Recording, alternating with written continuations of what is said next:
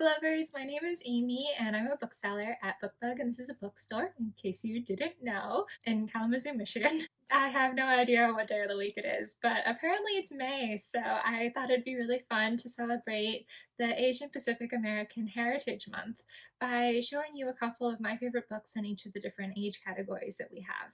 Well, not my favorite, but like my favorite in recent memory. Not that I don't love them, it's just, I wanted to say, like, what a coinkydink, Amy. All of your favorite books are within the last year or so.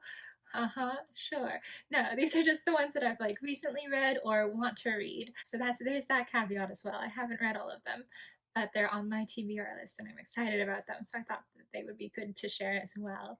Yeah.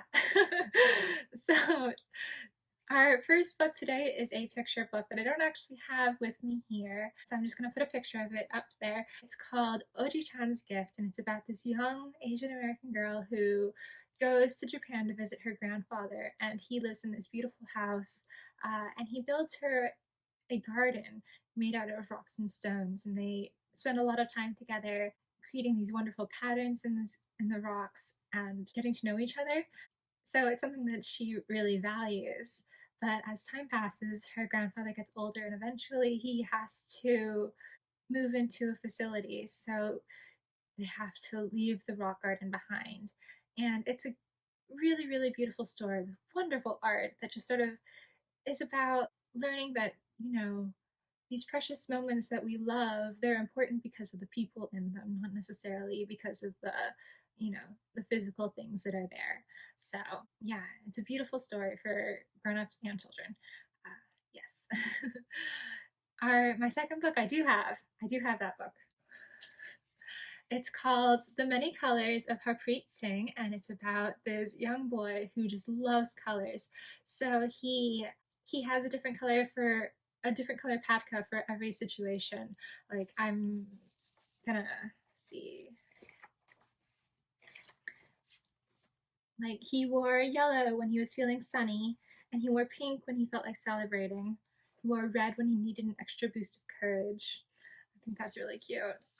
But Harpreet ends up having to move away from his home, and it's the place he moves to is it's it's white because it's full of snow. It's bleak. It's cold, and he is a little bit shy of getting to know his new classmates, and so he sort of is feeling bleak and white and cold. He decides to wear a white patka, and he's completely leashed of his color, and he has to slowly become more comfortable with himself and opening up once again. It's yeah, it's really sweet. It's fun, and the art is just beautiful. It's very empathetic and colorful and exciting. So my middle grade novels I don't have in my house with me, but I'll just post a picture here. The first book I want to talk about is a middle grade graphic novel called Stargazing by Jeanne. It's about this girl named Christine who is Chinese American and has sort of been raised in a very typical Chinese American way. So she's taking classes after school and she's in the orchestra. She's all about fitting in, being part of the crowd. But then this girl moves next door to her named Moon. And Moon is completely unlike anyone Christine has ever met. She's a little bit wild, a little bit violent, but she's so energetic and enthusiastic and creative. And she gives Christine this boost of confidence that she's never experienced before. Unfortunately, there's a lot of peer pressure in that age range. So Christine has to figure out sort of what it means to be a good friend, and there's like it's really good. It's a really cool story because it talks about toxic friendship in a way where it's not accusatory in any way. We're rooting for everyone, and yeah, I don't know. That's really cool. Yeah, I guess that's what I want to say. I'm trying really hard not to say "and I loved it" for every single book. Like, oh, and it was really good. Like, that's not a great review, Amy, or not like a great recommendation. You should read it. I liked it. Um, so yeah, I'm trying not to say that, but it was really good. But I'm not saying that anymore. So the second book that I have, I don't have it with me also. So this is my second book, and it's called How to Trap a Tiger. I haven't read it yet, but it's something that I'm really excited about.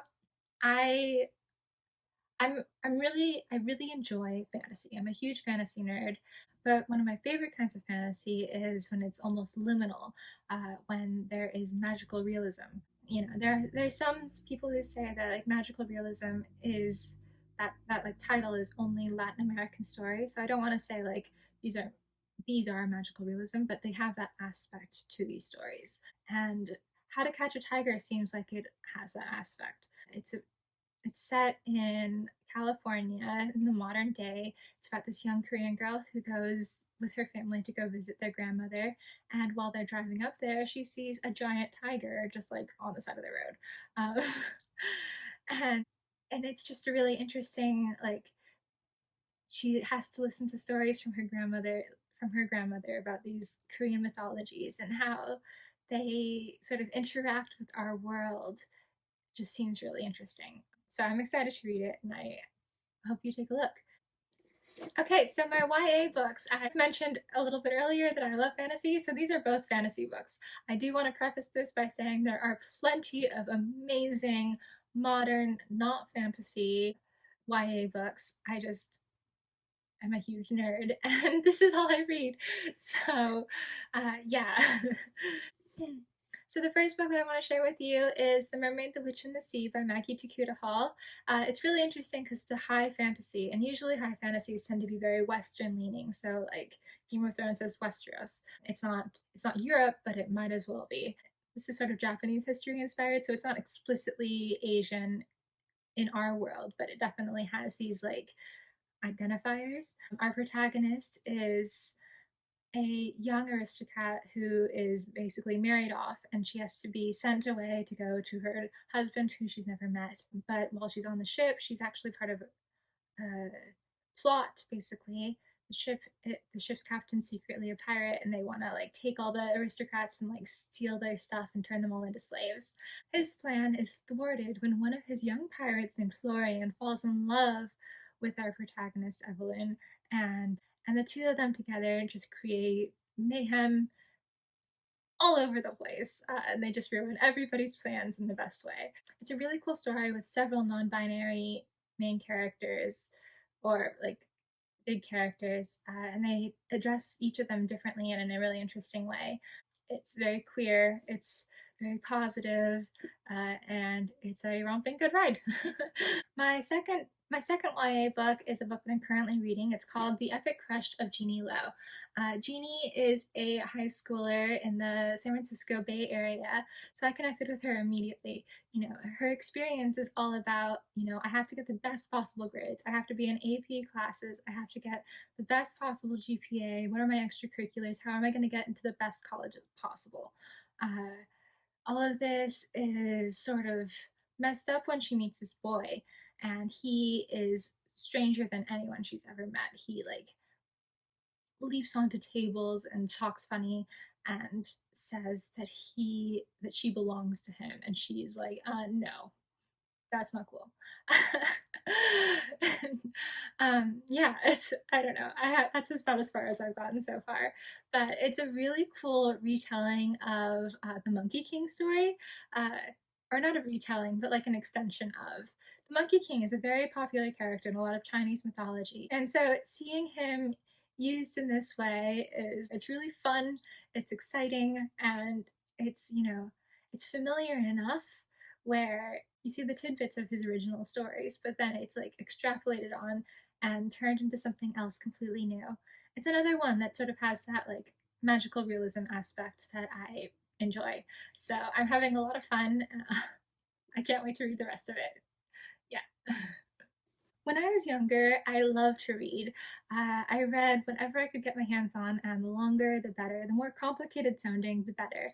I think I didn't understand a lot of what I was reading, but that wasn't really the point, I guess. So I read a lot of adult novels as a child. As I've gotten older, it's kind of funny because it's leaning the other way now. I read a lot of picture books, YA, middle grade, because that's sort of the world that I want to create my stories in for myself. So it's, you know, part for my own enjoyment, but also because I'm doing research. So I don't read too many adult novels. The books that I have for my adult novel section I haven't read yet, and there are books that I've been planning on.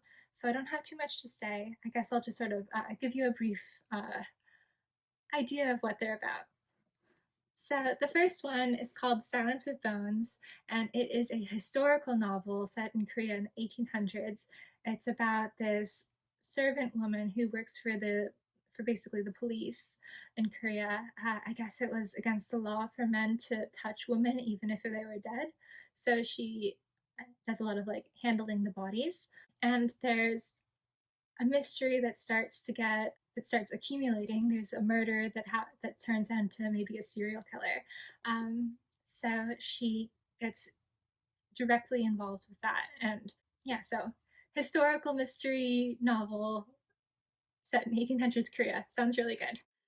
The second one is a contemporary novel. It's called The Days of Distraction, and it's set in the Silicon Valley. So it's all about like tech bros and the pressures of like being in that industry, but then it's also about her being in a interracial relationship and the complications that come with that, which sounds really fascinating and really exciting. And I just also really liked her scarf, so I picked it up. I'm a huge fan of scarves. But yeah, so I'm excited to read these books. I think they're definitely they're different than what I normally read. And so branching out and trying new things is always important. And I guess I'm gonna do that now. So the reason why I wanted to make this video and I wanted to show you both the books that I have read and that I haven't read yet is because I was looking at my list of books that I read last year, and I noticed that I'd only read like 3 books by Asian authors, and I was sort of disappointed in myself. I try to be, I'm not conscientious of it or anything, but I try not to like only read old white guy writing, and it turns out I was just reading a lot of like old white girl writing, which is amazing and fantastic, but also I should, if I want to develop as a person in a well-rounded way, I probably should read books from different cultures. So I wanted to be a little bit, more conscientious of that this year.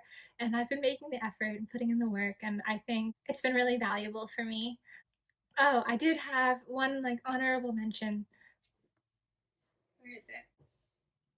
Oh. Okay, so bonus book.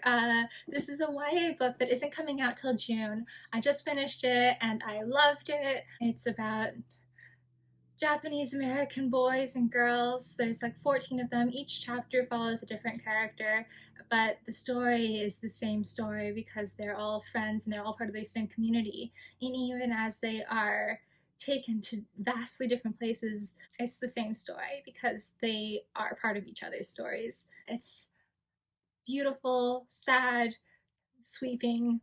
I think it will open people's eyes in a way that a lot of people like that in the same way that Farewell to Manzanar did. I think it's important to read, but it's also just entertaining.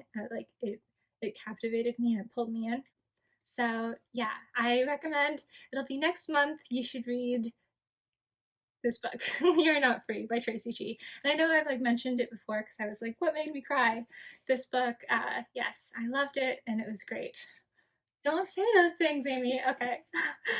It was a good book. Sorry. I'm a terrible book recommender. I need to get better at that. It was a fantastic book. Yes.